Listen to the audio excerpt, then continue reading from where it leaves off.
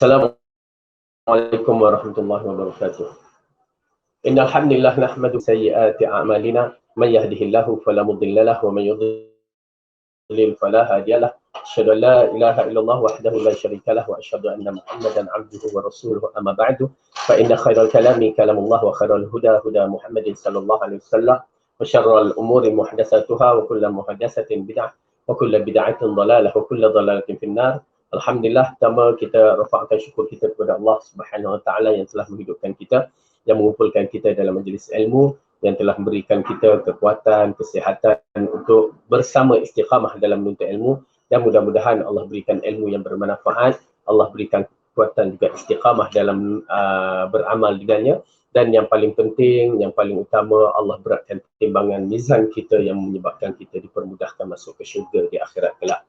Oleh kerana itu, ianya merupakan khabar gembira kepada penuntut-penuntut ilmu yang tidak kira lelaki ataupun perempuan, tua ataupun muda, yang mana ianya merupakan satu peluang jalan-jalan untuk dipermudahkan bagi kita jalan ke syurga. Jadi insya-Allah, mudah-mudahan saya doakan kita semua ya dapat dipermudahkan menuju jalan ke syurga seperti mana yang dijanjikan oleh Allah Subhanahu Wa Taala. Amin ya rabbal alamin. Baik. Di mana kita masih lagi membicarakan buku yang bertajuk Ensiklopedia Akhlak Salaf, yang merupakan membicarakan tentang akhlak-akhlak 3 kurun terbaik generasi yang perlu dicontohi. Kerana hanya dengan generasi ini sahaja yang dapat membimbing kita ke jalan yang betul. Selepas generasi itu agak sukar, melainkan mereka-mereka yang mengikut perjalanan generasi-generasi yang awal, di sana mereka akan mendapat jalan yang terbaik ini. Kalau tidak, ianya tidak akan dapat. Okay? Jadi oleh kerana itu, bila kita membahaskan persoalan-persoalan yang begini, maka kita memerlukan satu kekuatan ilmiah dan kekuatan untuk beramal. Tuan-tuan dan perempuan yang dirahmati oleh Allah Subhanahu Wa Taala, untuk melakukan perkara-perkara yang begini, ia memerlukan keyakinan yang kuat terhadap Allah. Bila iman kita yakin terhadap janji-janji Allah, maka disitulah datang usaha-usaha untuk memperbaiki amalan-amalan kita dan mempermudahkan urusan kita dalam membentuk akhlak yang mulia.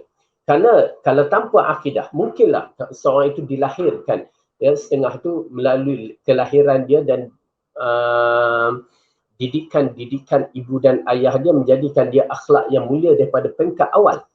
Tidak dinafikan. Tetapi ada di kalangan mereka yang tidak mempunyai akhlak yang mulia dari peringkat awal disebabkan kehidupan sekelilingnya daripada mak dan ayah dia, masyarakat. Tetapi apabila dia telah dewasa, dia boleh berfikir dan dia telah bergaul dengan berbagai-bagai manusia, lapisan masyarakat, maka mungkin datang dalam jiwanya untuk berubah, ya, untuk menjadi akhlak itu sebagai akhlak yang mulia.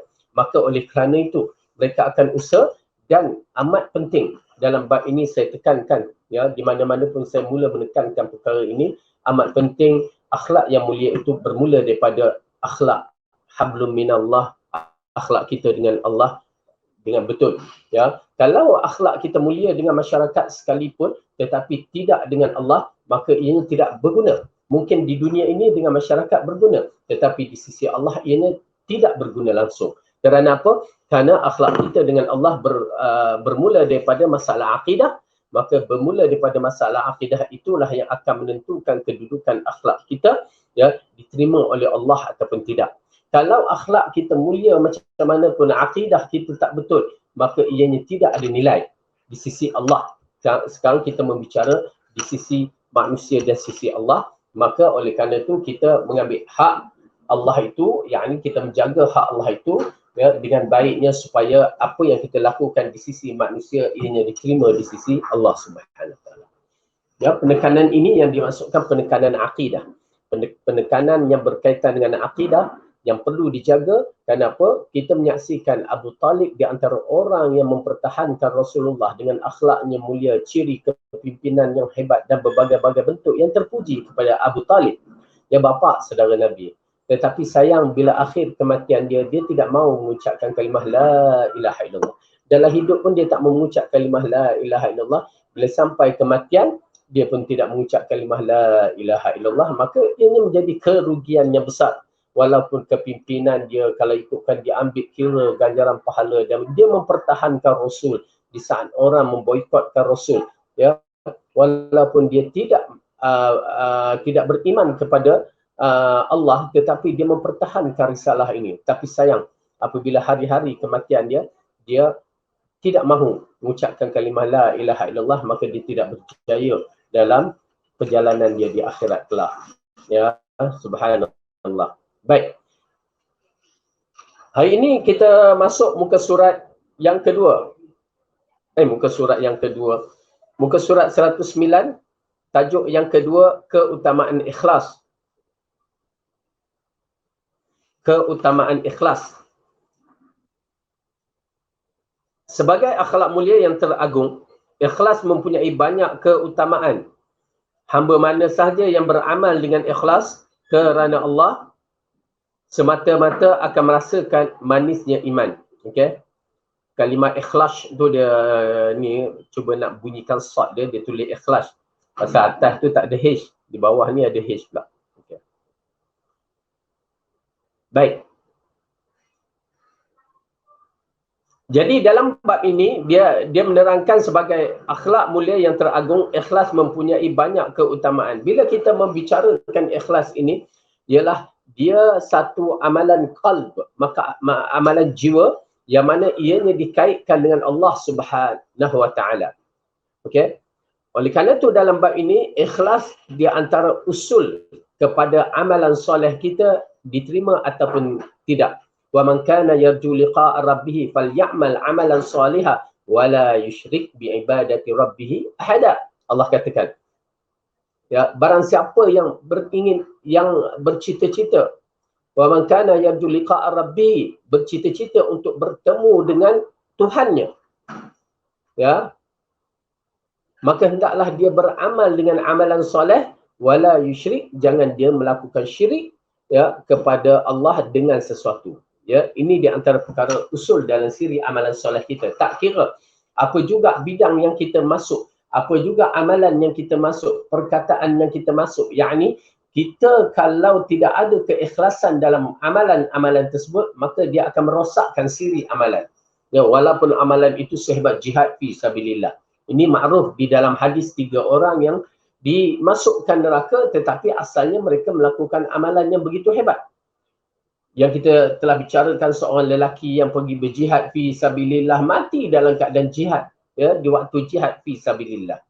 Lalu dibangkitkan di mahsyar. Cerita ini adalah hadis yang menerangkan, ya, ini keajaiban hadis. Ya, dia cerita apa yang akan berlaku di mahsyar. Walaupun ianya belum berada di akhirat, tetapi ia digambarkan kepada Rasulullah tentang golongan-golongan ini berlaku di mahsyar. Sebagai peringatan ataupun sebagai ibrah yang perlu kita ambil tahu dan berhati-hati. Apa dia? Lelaki itu dibawa bertemu dengan Allah Subhanahu Wa Taala pada hari mahsyar.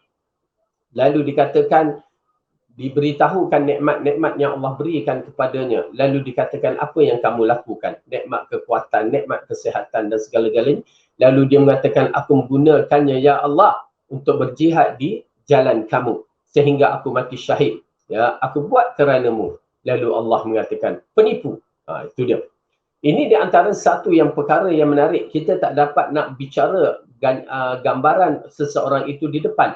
Tetapi Allah dapat membicarakan gambaran dia di belakang. Di depan kita tengok, Masya Allah, solehnya orang ni, ya, Masya Allah, segala-galanya Masya Allah.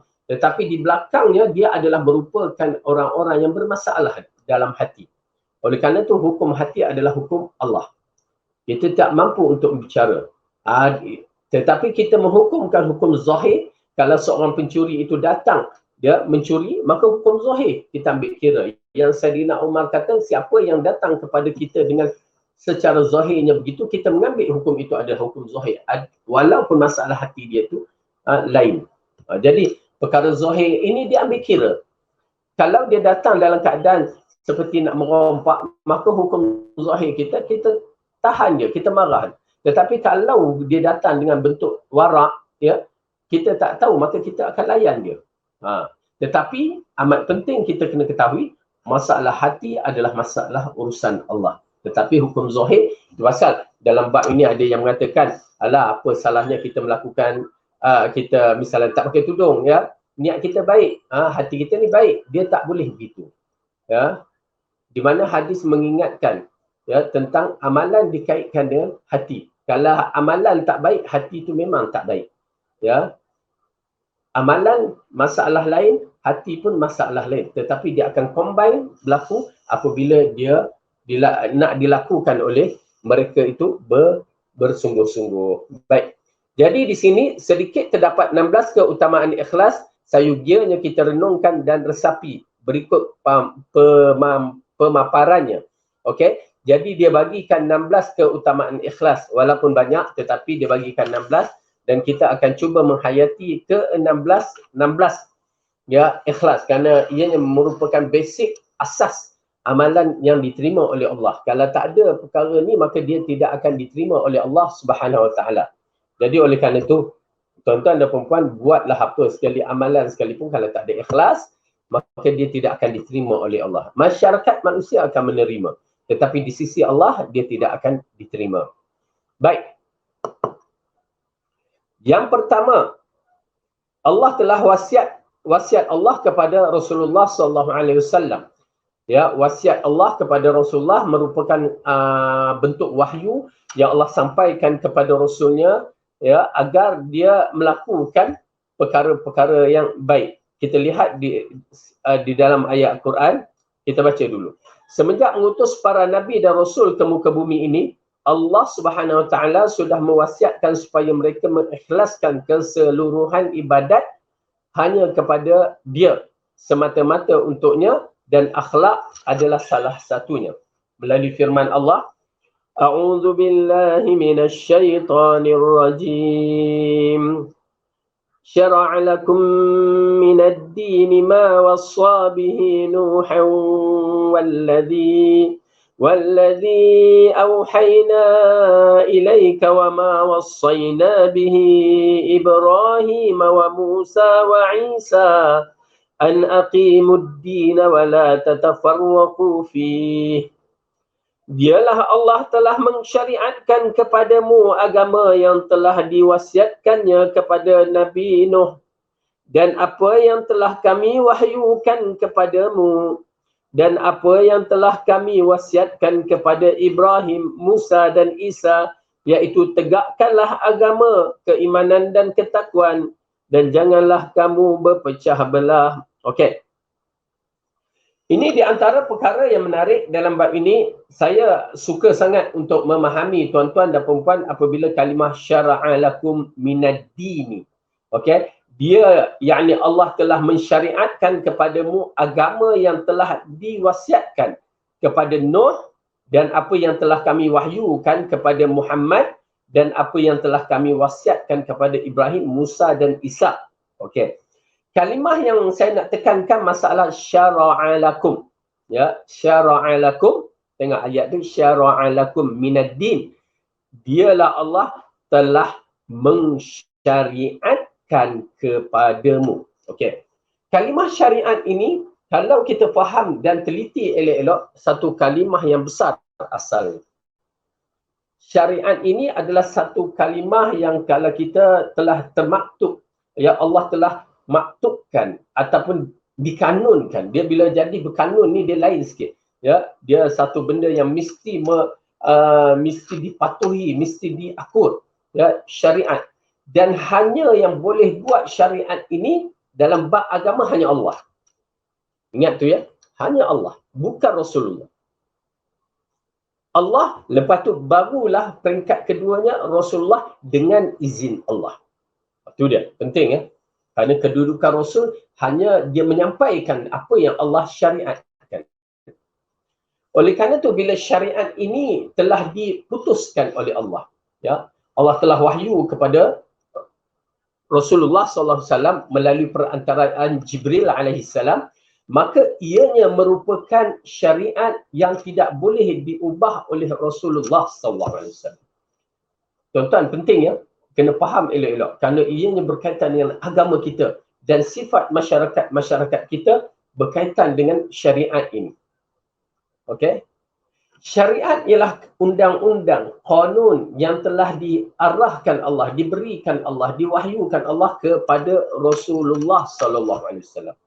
Dan ianya tidak boleh diubah sama sekali walaupun Rasulullah sallallahu alaihi wasallam. Menarik ya? Menarik dalam bab ini. Kerana apa? Kerana kalau kita tidak faham maksud syariat, maka itu yang jadi masyarakat kita setengah-setengahnya, ulama-ulama kita, dia membina satu syariat yang baru. Bina syariat yang baru. Sedangkan syariat ini adalah milik Allah. Dia tak boleh dibuat sesuka hati. Misal contoh, saya bagi contoh.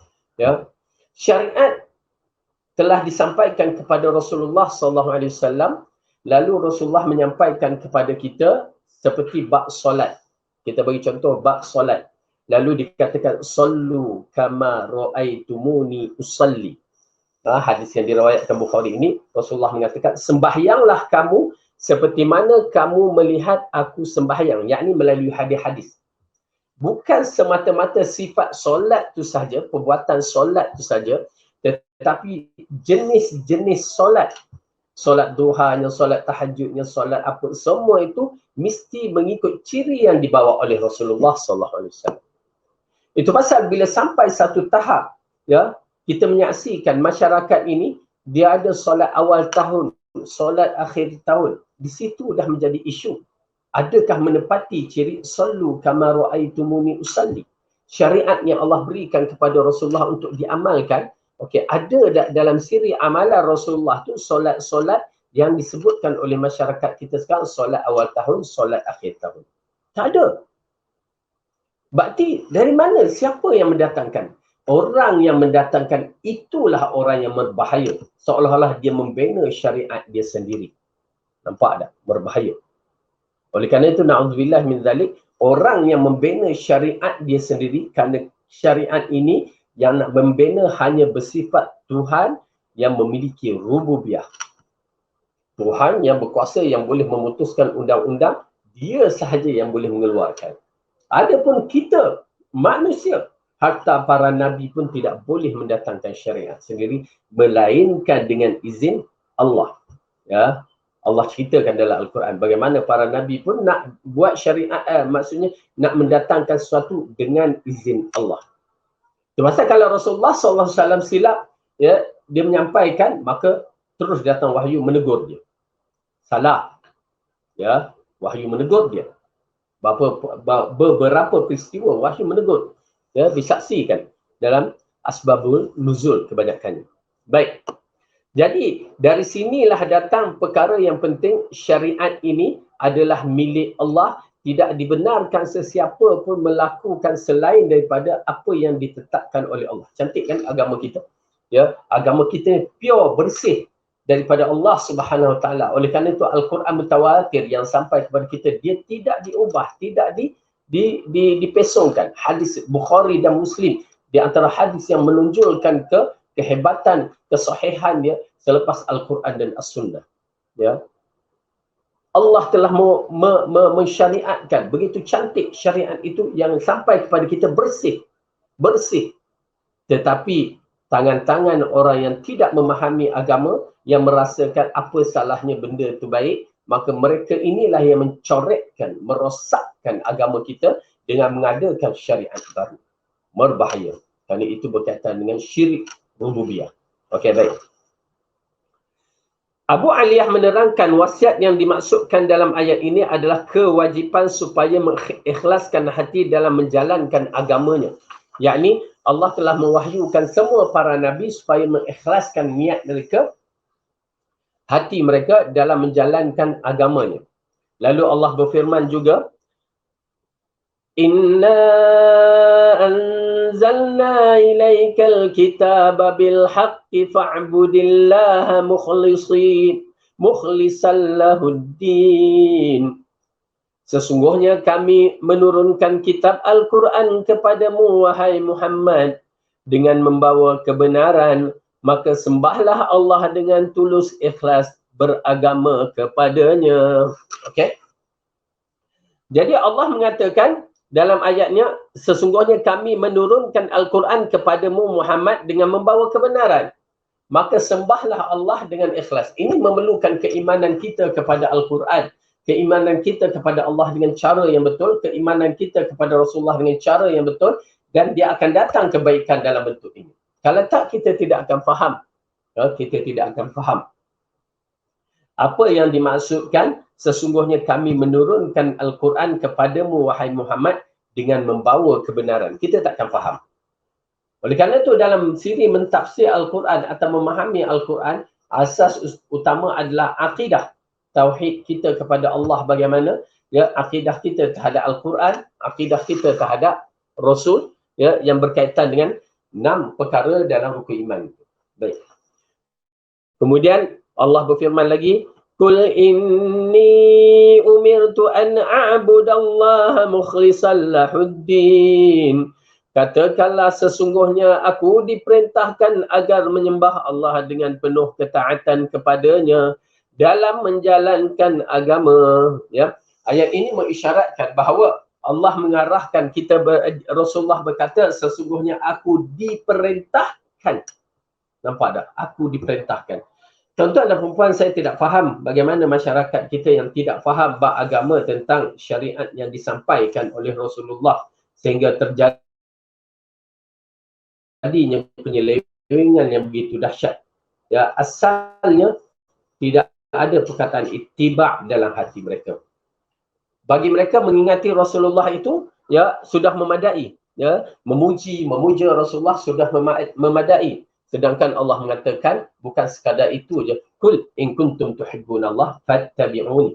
Ya, katakan jika kamu mencintai Allah maka ikutlah aku. Ikut bukan dari sudut perbuatan semata-mata, cara beriktikad, cara bertauhid kepada Allah Subhanahu Wa Taala kena mengikut Rasulullah. Ini masalah tauhid. Masyarakat kita dah terbabas. Terbabas. 90% masyarakat kita terbabas. Kerana apa? Kerana masalah tauhid yang mana ianya usul bagi ahli syurga. Tiba-tiba kita tidak menepati ciri-ciri yang mana Rasulullah ajar. Bayangkan tuan-tuan dan perempuan, ya, apabila seorang itu nak diterimakan kerja, dia diberikan syarat, dia tidak melengkapi syarat-syarat tersebut. Agak-agak boleh diterima kerja tak? Awal-awal dah buat masalah. Bila borang macam pilihan raya ni kan, waktu diketengahkan borang untuk menjadi calon, ya, calon, tak pandai tiba dah ada. Oleh kerana tu bila kita dalam bab tauhid ni kena clear. Yang saya bagi perumpamaan, borang waktu nak mendaftar pilihan raya sebagai calon pun salah. Orang tulis borang untuk menjadi wakil rakyat atau wakil parlimen. Dia silap isi tahap apa jadi borang, wakil kahwin pula jadi. Kan rosak. Okey, maksudnya begitu lebih kurang. Benda ni, agama begitu juga. Mesti dibuat secara betul. Mengikut kaedah yang betul. Yakni mengikut Rasulullah SAW. Tapi kalau usul masalah yang pertama pun dah salah, beriman kepada Allah dah salah, akan salahlah segala-galanya. Ya, baik. Jadi Allah mengarahkan Rasulullah SAW, ya, menyembah Allah dengan penuh ketaatan kepadanya dalam menjalankan agama dan ikhlas. Yang kedua, okay, tadi yang pertama wasiat Allah kepada Rasulullah supaya ikhlas. Yang kedua, ikhlas adalah inti pati dalam dakwah para Rasul. Ya, Rasul diutuskan untuk menyampaikan tidak menyembah selainkan Allah. Ya, tidak menyembah melainkan Allah. Walaqad ba'athna fi kulli ummatin an i'budullah wajtanibut taghut. Ya, sesungguhnya telah diutuskan pada tiap-tiap umat seorang Rasul menyeru kepada ani'budullah, menyembah Allah yang satu, mengesa Allah yang satu, wajtanibut taghut, dan jauhkan segala-gala yang merupakan syaitan ataupun taghut, yakni yang tidak ikhlas kepada Allah. Okey. Allah berfirman, Syekhul Islam Ibn Taymiyah menjelaskan, Ikhlas dalam beragama kepada Allah adalah memilih satu agama saja yang diterima, iaitu yang dibawa oleh para rasul dari yang pertama hingga yang akhir. Agama yang dengannya semua kitab suci diturunkan dari langit, dan itulah agama yang disepakati kebenarannya oleh semua penganutnya, kaum beriman sepanjang zaman sejarah manusia.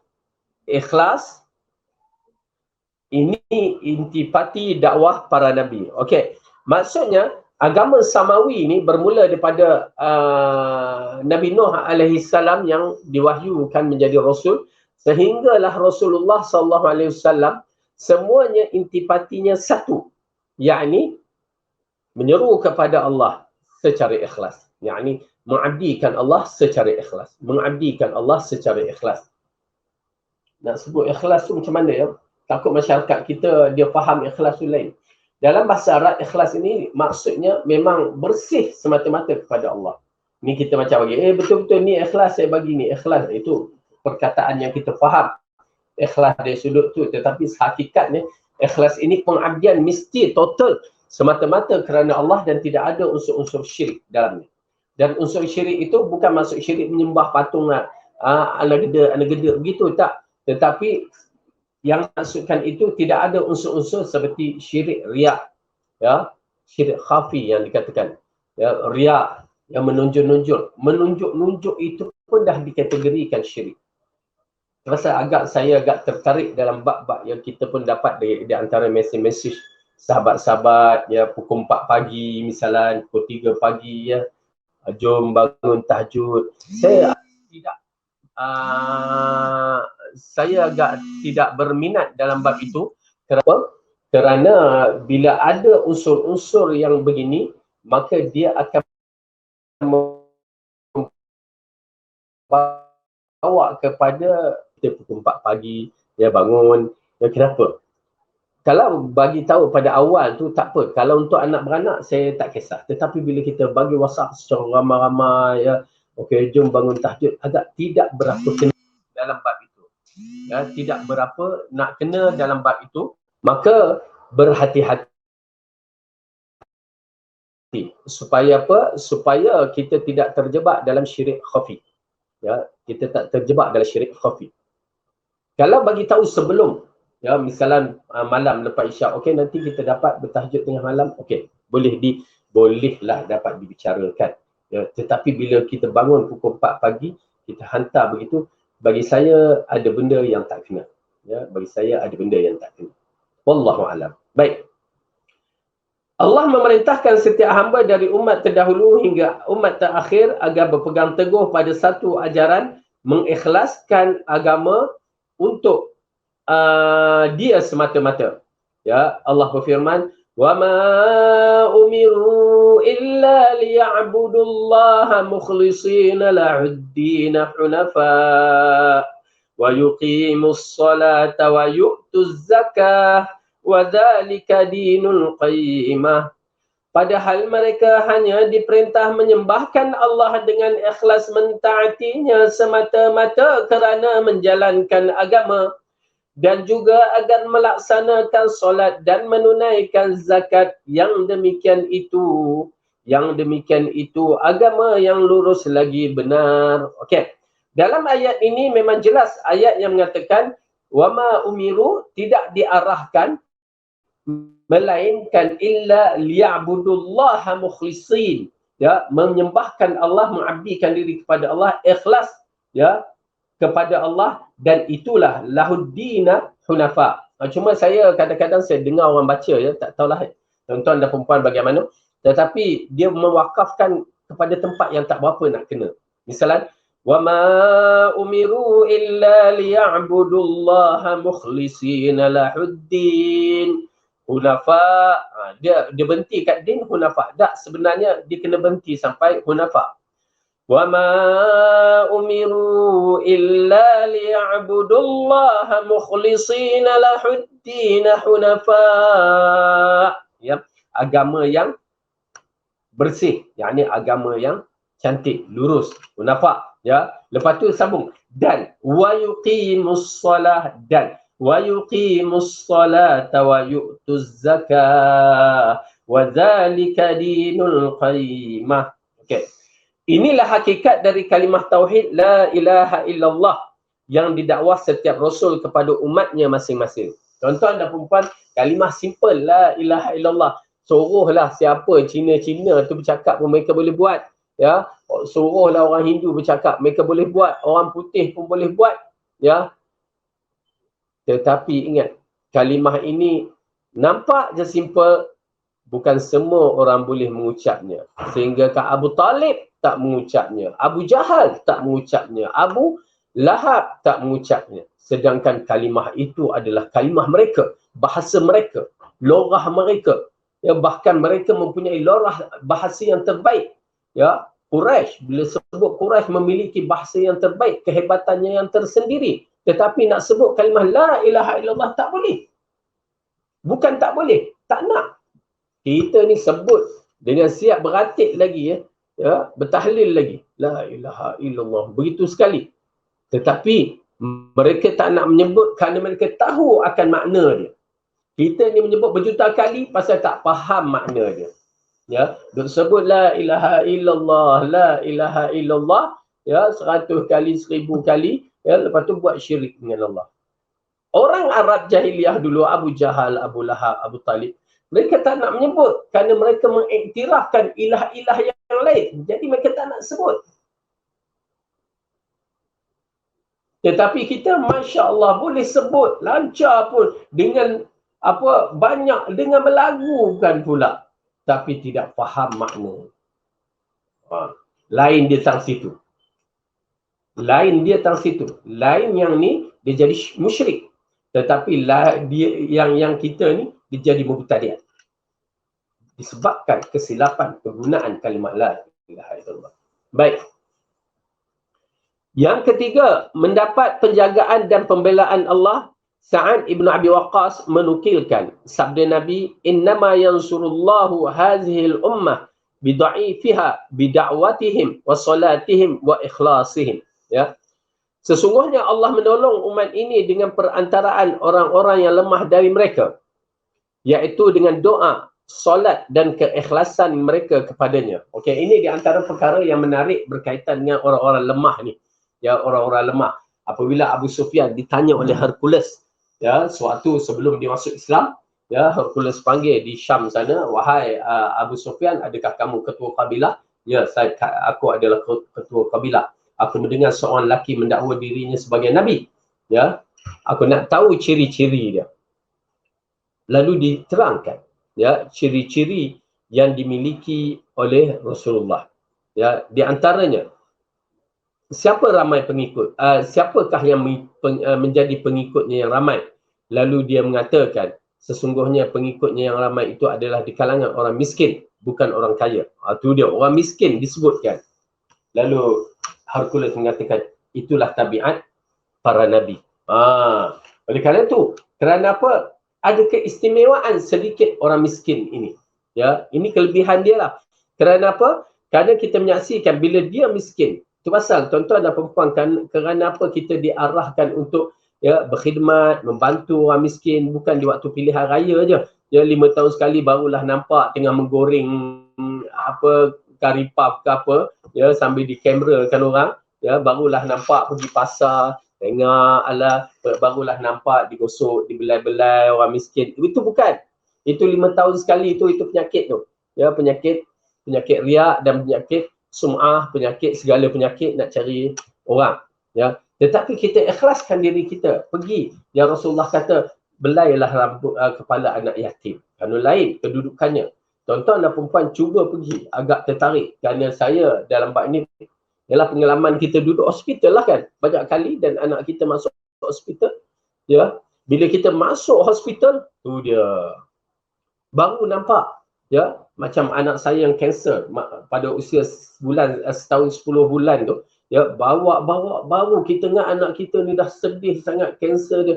Tapi bila masuk ke hospital kanser, ya, hospital di mana bahagian kanser, ya, di GH K3, ya, subhanallah, kita tengok Anak kita ni juzuk yang masih lagi sedikit, alhamdulillah. Nun di sana kanser kepala, kanser mata, nun di sana kanser otak, nun di sana kanser berbagai-bagai. Ya, di antara yang paling berisiko kanser mata dan otak. Dia main di bahagian dalam, subhanallah. Tuan-tuan dan perempuan, waktu tu rasa kita ingat anak kita ni dah teruk dah, rupanya ada lagi yang teruk. Tapi alhamdulillah Allah bagi perbantuan, ya, selamat anak saya kanser buah pinggang, ya. Kemudian berlaku aksiden, kita duduk sekali dengan dalam hospital, ya Allah ramainya. Dan baru ni pun berlaku aksiden pada keluarga saya, isteri saya tu, ya. Tiap-tiap hari Rabu pergi, la ilaha illallah, dia kata ramai sangat-sangat. Seolah-olah ramai betul orang yang aksiden, orang yang patah ni kan. Tu dia, ya. Kita dapat merasakan bagaimana kedudukan orang-orang yang begini, ya. Okey, jadi begitulah keadaannya.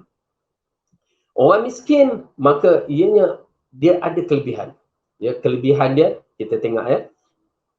Apabila perantaraan, sesungguhnya Allah menolong umat ini dengan perantaraan orang lemah dari mereka disebabkan apa? Iaitu doa mereka, solat dan keikhlasan mereka. Orang miskin dia tak nipu banyak. Ya, kalau betul-betul kita bantu dia, dia tak akan menipu. Dia akan cuba berbuat baik dengan kita sedaya upaya. Dan yang paling penting dalam bab ini, keikhlasan mereka dalam siri doa mereka. Itu pasal kita dinasihatkan. Ya, tak apa, kita minta je. Ya, kita bagi doakan untuk saya murahkan rezeki apa, tak apa. Ya, kita dah dapat pahala. Dan kita mengharapkan doa ikhlas dia. Tetapi tuan-tuan dan perempuan, ada satu perkara yang menarik, kita boleh beri tanpa meminta doa. Biar dia buat doa dia sendiri. Kenapa? Kita akan mendapat banyak kelebihan itu. Ya, kita tengok dalam surah Al-Insan. Saya nak bagikan poin-poin yang besar untuk kita melakukannya. Surah Al-Insan, juzuk ke-29, surah yang ke-76.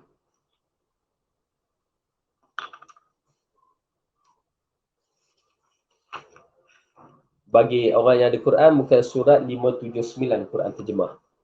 Okey.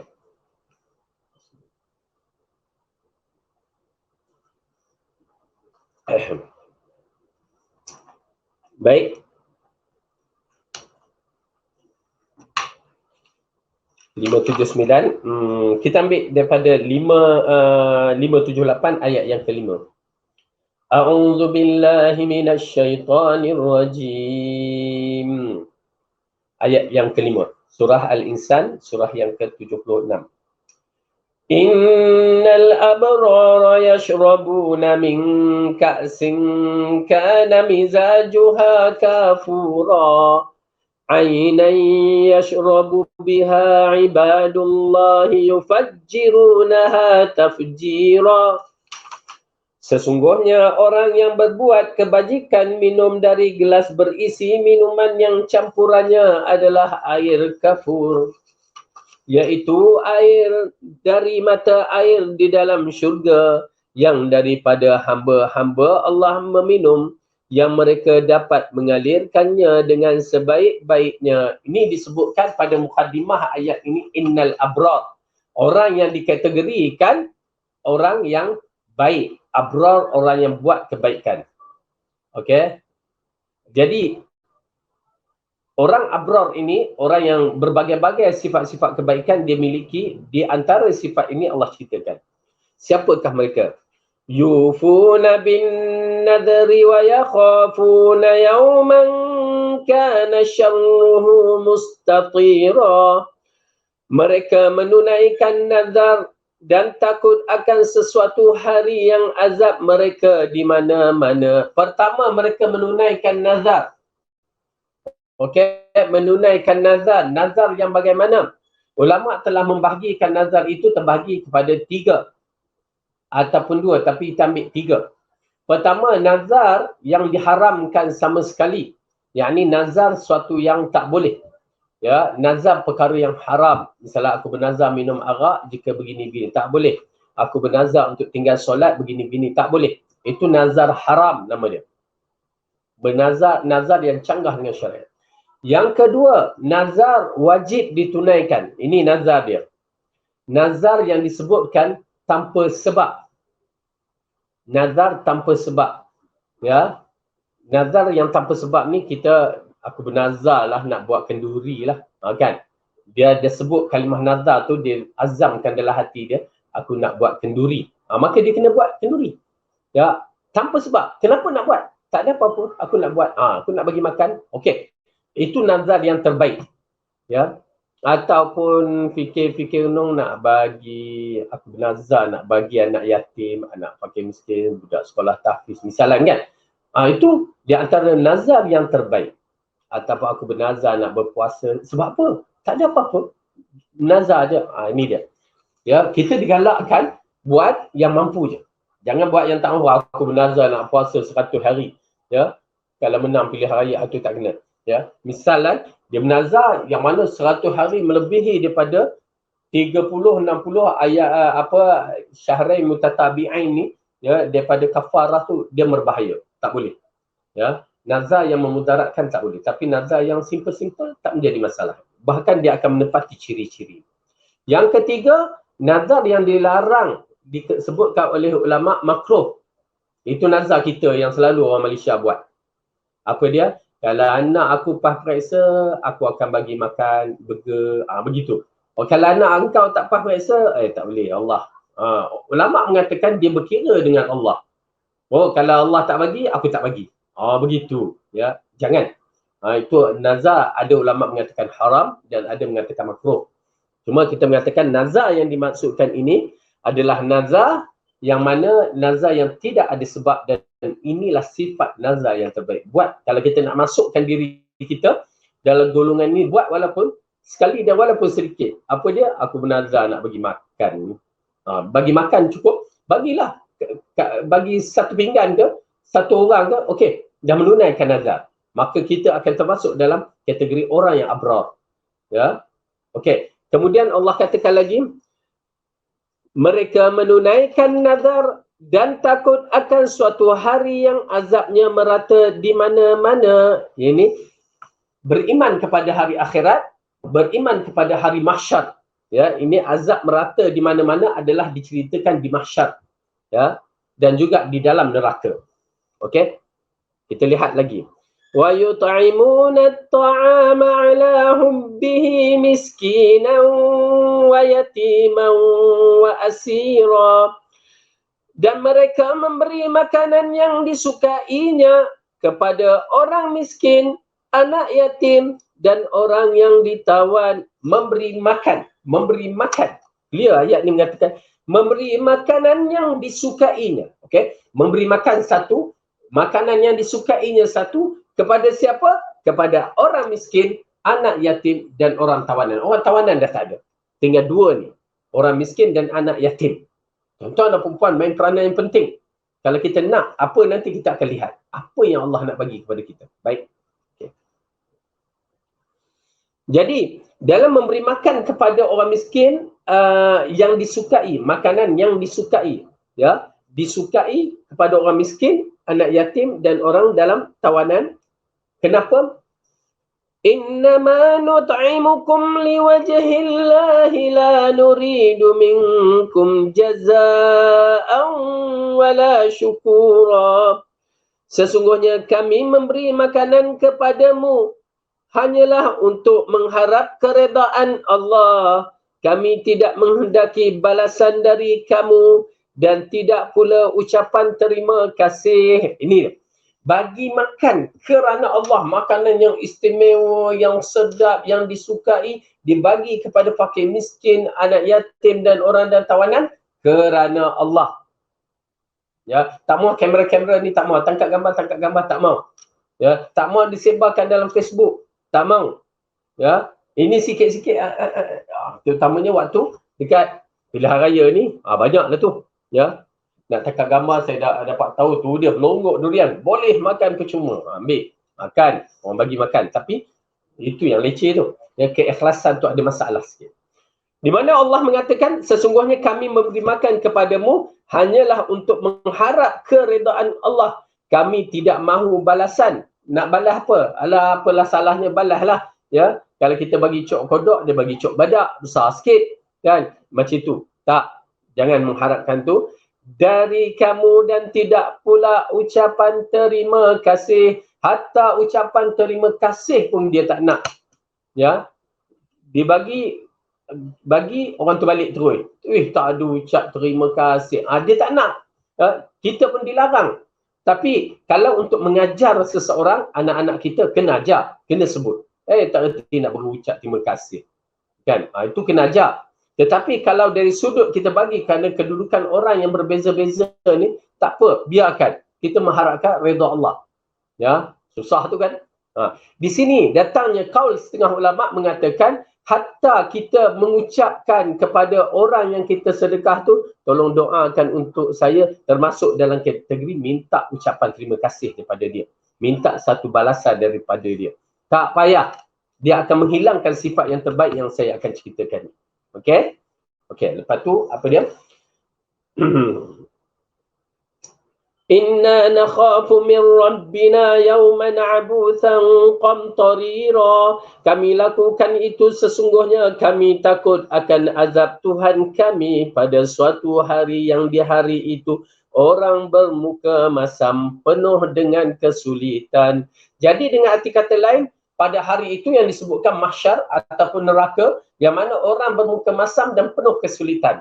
Ya, penuh kesulitan ini termasuk dalam siri perjalanan mahsyar menuju ke syurga ataupun neraka. Maka kita minta lindung Allah. Lalu Allah kata apa?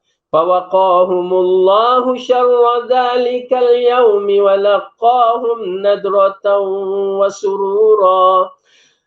Maka Tuhan memelihara mereka dari kesusahan hari itu dan memberikan kepada mereka kejernihan wajah dan kegembiraan hati. Jadi Allah bagikan mereka kejernihan wajah pada hari orang bermuka masam di mahsyar itu, dan di waktu itu juga Allah menjadikan dia di antara orang yang terlepas dari sulitan dengan mukanya ceria dan hatinya gembira. Ya, bila hati gembira, itu tandanya tempat itu diselamat.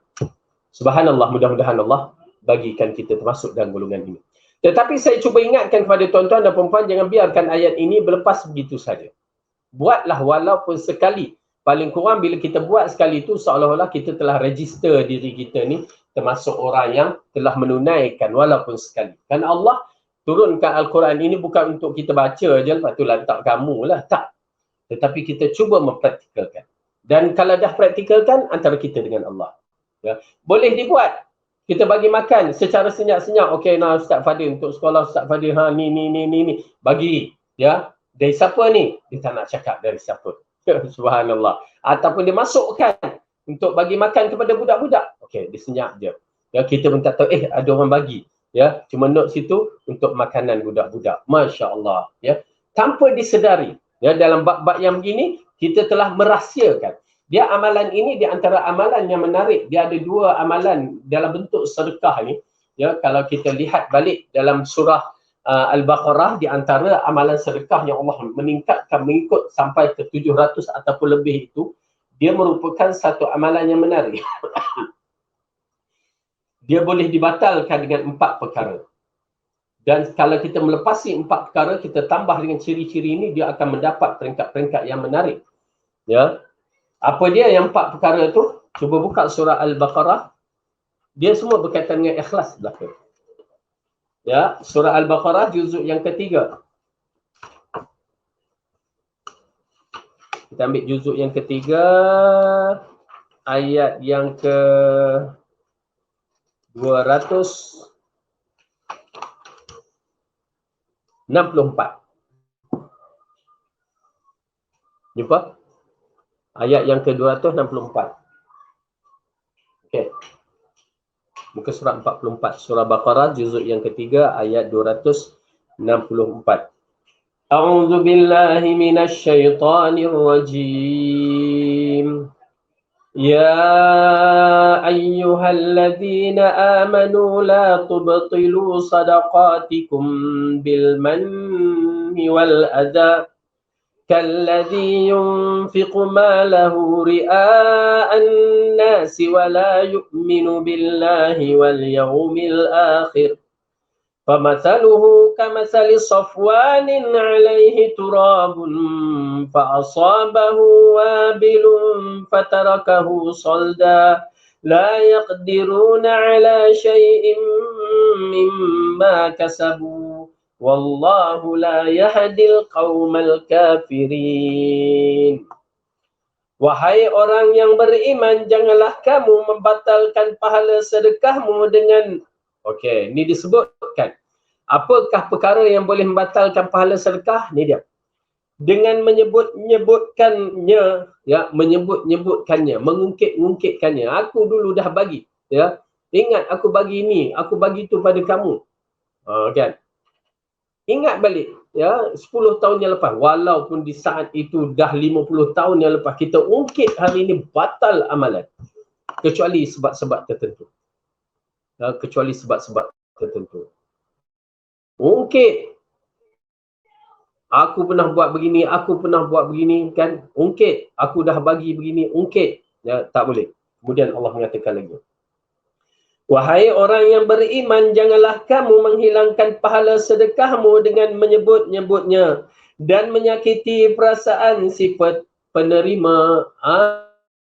Disakiti perasaan si penerima. Macam mana disakiti? Nah ni, ambil ni, saya bagi, tak kena budi. Tu dia, sakit hati penerima. Kalau orang bagi, kena bersyukur. Ya, ni tak reti bersyukur, menyakiti hati penerima. Dia tak boleh dalam bab itu dia kena betul-betul clear, ya, tidak boleh menyakiti hati penerima. Ni bagi tak reti nak bersyukur, bagi gini-gini, kita mula beletir. Beletir itu sakit hati penerima. Maka dia akan membatalkan siri amalan. Ya. Mengungkit dan menyakiti, dua itu agak berbeza. Tetapi kalau dikombainkan mengungkit dan menyakiti, memang teruklah orang. Okey. Kemudian yang ketiga, kalladzi yunfiqu malahu ri'a'an nasi wa la yu'minu billahi wal yawmil akhir. Seperti mana seseorang itu menafkahkan hartanya kerana riak. Riak, nak tunjuk-tunjuk. Ni dia cek, ya, replika cek RM1,000 je. Ya, dia tunjuk. Tangkap gambar. Pergi rumah anak yatim, Masya Allah. Tangkap gambar. Untuk apa? Kita tak katakan salah, tetapi kita nak katakan untuk apa? Okey, untuk pertumbuhan, untuk apa? Mungkin. Tetapi untuk bergantung pada niat masing-masing, kalau untuk nak menunjukkan diri itu berat. Dia akan batalkan. Tetapi kalau ada kepentingan yang tertentu ataupun masalah yang tertentu, maka mudah-mudahan dimaafkan. Misalnya untuk lari daripada income tax, ya, terpaksa tangkap gambar untuk bantu kebajikan kepada anak yatim, terang tangkap gambar, okey, untuk lari daripada income tax, tu tak menjadi masalah. Ya, tetapi ini jenis bagi bukan untuk lari. Dah bagi tu penipu pula tu. Ya, saya pergi ke rumah salah satu anak yatim, ya. Dia bagi tahu ustaz tengok ni dekat dinding tu. Apa dia? Tu, nampak tak? Ya, nampak. Itu kunci. Itu kunci bas, replika kunci bas besar. Ya, besar. Besar badan kita tu replika. Kenapa tu? Ustaz dah tangkap gambar dah ustaz. Ya. 2 tahun kami menunggu, bas tak sampai-sampai. La ilaha illallah, ditipunya. Ya, tangkap gambar, keluar surat khabar dah. Ya, tapi bas tak sampai-sampai.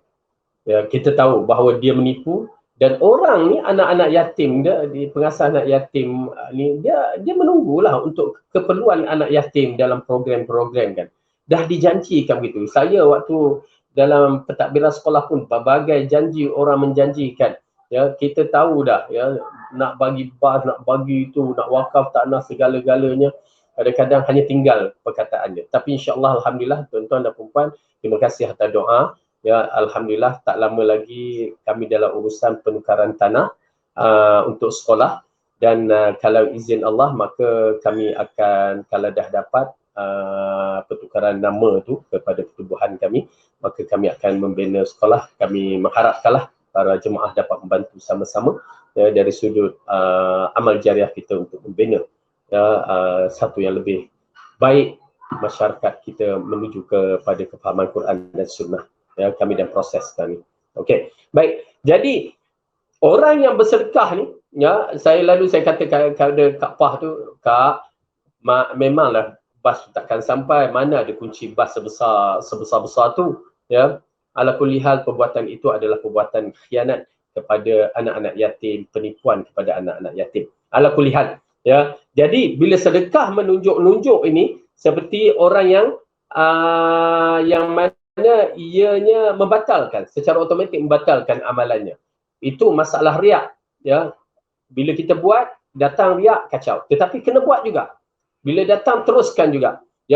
Tiba-tiba orang lain tengok, orang lain pun nak ikut, kita dapat pahala. Kalau tidak ada unsur riak, kita buat terang-terangan, bersedekah terang-terangan, orang lain ikut, maka kita dapat pahala. Dan begitu juga dalam sedekah senyap-senyap. Senyap-senyap.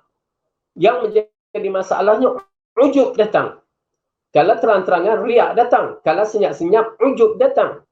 Ujub datang dalam bentuk yang menyakitkan hati, yang mana ia membatalkan juga amalan. Dia ujub ni syok sendiri. Oh, aku hebat, aku boleh bersedekah.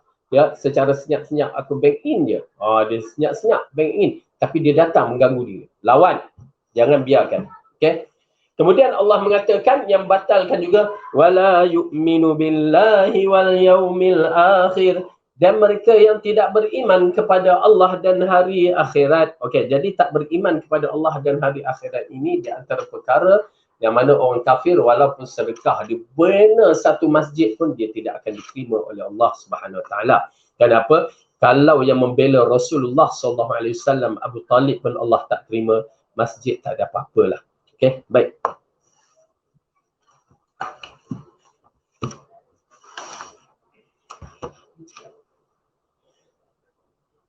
Kemudian, okey, dalam bab ini kita dah terangkan innama yansurullahu hadhil ummah bidha'ifiha bida'watihim wa salatihim wa ikhlasihim. Sesungguhnya Allah menolong umat ini dengan perantaraan orang-orang yang lemah dari mereka, iaitu dengan doa, solat dan keikhlasan mereka kepadanya. Oleh kerana itu kita dalam siri dakwah kita jangan memilih-milih sehingga kita mengambil orang yang corporate meninggalkan orang-orang yang miskin. Tidak boleh. Asas dakwah adalah daripada orang miskin. Kerana apa, tuan-tuan dan perempuan, doa mereka tu amat penting kepada kita dan mereka tak banyak khidmat. Tak banyak sangat pandangan dan pendapat mereka. Untuk dia banyak sangat ijtihad dia. Kadang-kadang dia mencanggahi dari akalnya, dia tak suka. Itu.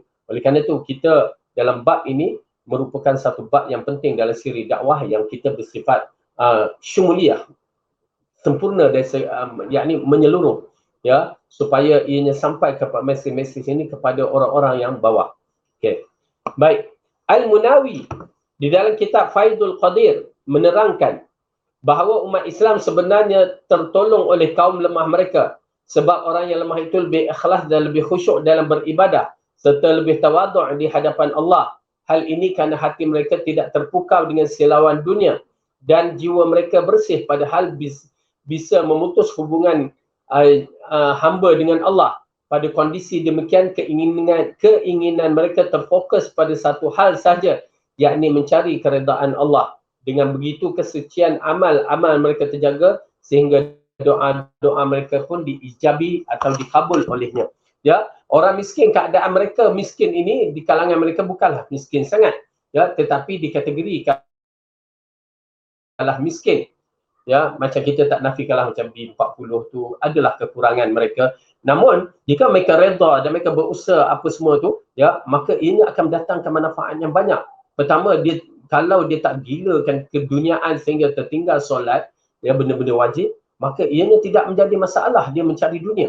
Tetapi yang paling penting, jangan tinggal kehidupan peribadatan kita dengan Allah.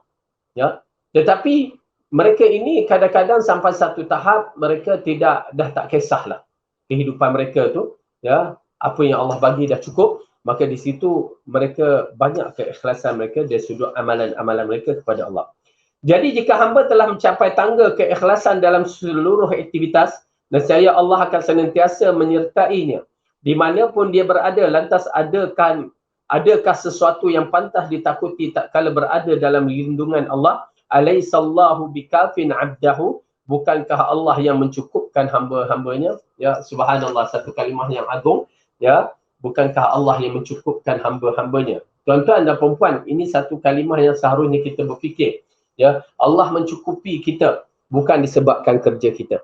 Tak, ya. Allah mencukupikan kita. Bermula kita di dalam rahim ibu yang tak ada siapa nak bagi makan kita, Allah bagi makan. Keluar daripada perut ibu. Kita bukan orang yang kaya, kita bukan orang yang berada, kita bukan orang yang cerdik, kita bukan semua. Ya? Tidak ada sifat sempurna kepada seorang baby, ya, untuk memiliki harta, memiliki pengetahuan, memiliki segala-galanya. Jadi Allah, tetapi Allah yang melengkapkan kita, mencukupi kita. Dia letakkan perasaan sayang kepada ibu dan ayah kita. Dia letakkan rezeki kita bermula kejadian alam ini, ya, sehingga kiamat ada rezeki kita. Subhanallah, ini merupakan satu benda yang menarik. Daripada kita lahir kepada dari perut ibu tu sampai kita masuk balik dalam perut bumi, ya, Allah telah melengkapi rezeki kita. Cukup, ada. Segala yang dikatakan rezeki itu ada. Pernafasan, ya, pakaian, makanan, segala-galanya ada.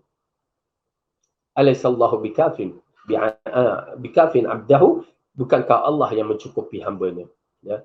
Boleh kita fahamkan? Sehingga kan binatang pun kalau beranak tu pun dia dah tahu dah ada rezeki dia.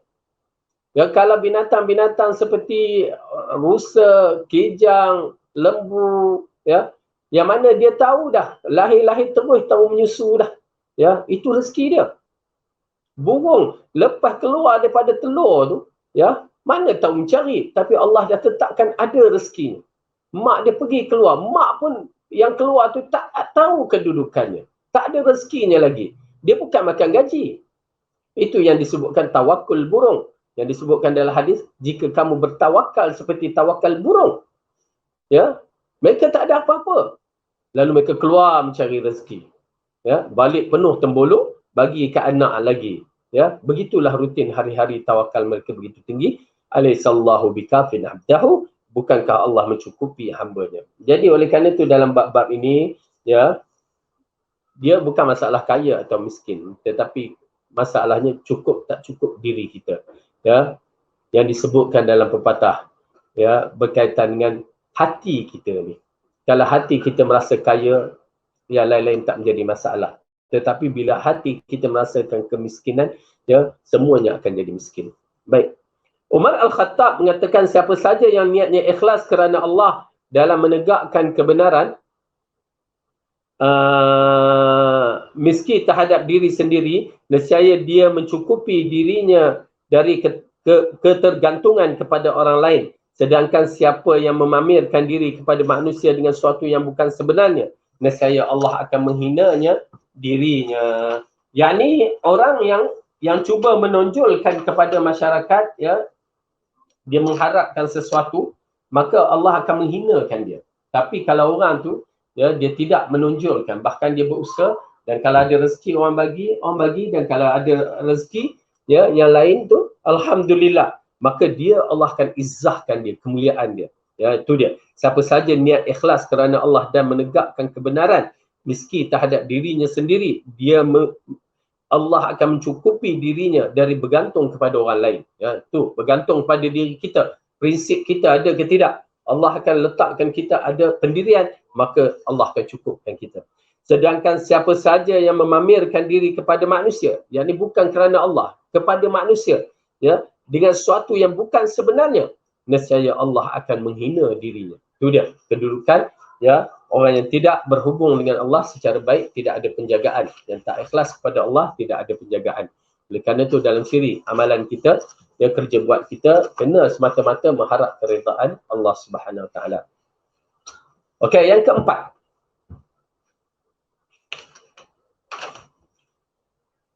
Salah satu syarat diterima amal adalah ikhlas. Itu di antara salah satu syarat yang diterimakan amal adalah ikhlas. Semua amal seorang hamba di dunia pasti dihisap kelak. Setiap orang yang akan dihadapkan dua pertanyaan terkait dengan amalannya. Untuk siapa dia beramal dan bagaimana dia melaksanakan. Kenapa di akhirat kelak kita akan ditanya bab solat kita pertama. Lepas tu dia akan tanya tentang usia kita. Ya, yang kita tahu dalam hadis dia akan ditanya tentang bagaimana mendapat harta dan bagaimana dikeluarkan, ya, dan segala-gala bentuk. Okey. Jadi pertama dalam bab ini, apakah dia beramal dengan ikhlas kerana Allah atau dia beramal kerana ingin pamerkan kebaikan di hadapan sesama manusia? Ataukah dia beramal kerana terpaksa demi menghindari celaan dari orang lain yang tidak melakukannya? Ini di antara perkara yang agak menarik. Di zaman pilihan raya ni agak menarik. Apakah dia beramal dengan ikhlas kerana Allah? Kalau dia beramal ikhlas kerana Allah, dia tidak muncul 5 tahun sekali. Okey? Atau dia beramal kerana ingin pamer kebaikan di hadapan sesama manusia. Dan paling baik kalau ada kamera yang live terus ke TV, ya, kalau boleh international TV, ya, mana dia pamerkan perbuatannya kerana Allah ke kerana manusia 5 tahun sekali. Okey. Atau dia beramal kerana terpaksa demi menghindari celaan orang lain jika tidak melakukannya, ya. Terpaksa juga datang untuk beramal. Kenapa? Takut orang kata dia, "Ai, kamu nak jadi YB tapi tak masuk." Ni bab-bab yang begini, ya. Na'udzubillah min zalik. Ala kulli hal, itu masing-masing punya hal, cuma nak menceritakan, nak bagi misal contoh mudah kita faham, ya. Jadi oleh kerana itu semuanya akan dipertanyakan. Buatlah apa yang disangkakan baik, buatlah. Kedua, apakah pelaksanaan amal tersebut olehnya sudah sesuai dengan tuntutan Rasulullah atau tidak demikian? Yakni yang disebutkan ikhlas, dan yang kedua ittiba'. Syarat amalan soleh kita diterima, pertama, ya, ikhlas, yang kedua ittiba', mengikut Rasulullah sallallahu alaihi wasallam. Ibnu Qayyim di dalam kitab Al-Fawaid mengatakan, seseorang hamba yang beramal namun tidak disertai dengan keikhlasan kepada Allah serta tidak mempedulikan tuntutan dan ajaran Rasulullah, maka dia seperti seorang yang musafir yang sengaja memenuhi kantung pembekalannya dengan pasir. Berat dia memikulnya tetapi tidak ada sedikit pun manfaat yang diperolehinya. Okey. Jadi, yang pertama tadi ikhlas, kita dah bahaskan. Yang kedua ittiba'ur rasul. Okay. Dua amalan ni sebenarnya membezakan seorang Muslim dan orang munafik. Membezakan antara seorang Muslim dan seorang munafik. Orang Muslim yang betul, dia kalau beramal walaupun dia bersendirian, ya, dia akan beramal. Oleh kerana itu tuan-tuan dan puan-puan, sebelum kita menghukum sesiapa munafik, kita hukum diri kita.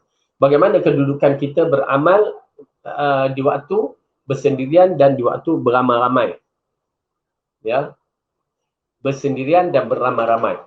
Kalau bersendirian kita bersemangat, katakan alhamdulillah. Kalau bersendirian kita beramai, kita melakukan amalan dengan baik, maka katakan alhamdulillah.